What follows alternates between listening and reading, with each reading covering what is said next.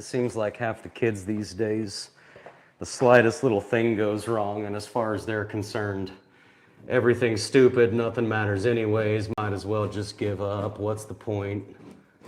And I'm just like, hey man, like, just so you know, life is gonna get way harder than this. It's gonna do some stuff to you that you cannot imagine yet at this moment in time, so be careful getting a little too overwhelmed at these piddly little problems that you have when you're 24 years old. Not that being 24 is what makes your problems piddly, it's just the younger they are, the worse they think their problems are. And I just look at them like, dude, life is gonna mess you up before long. So you might want to figure out how to, just sort of take these things in stride.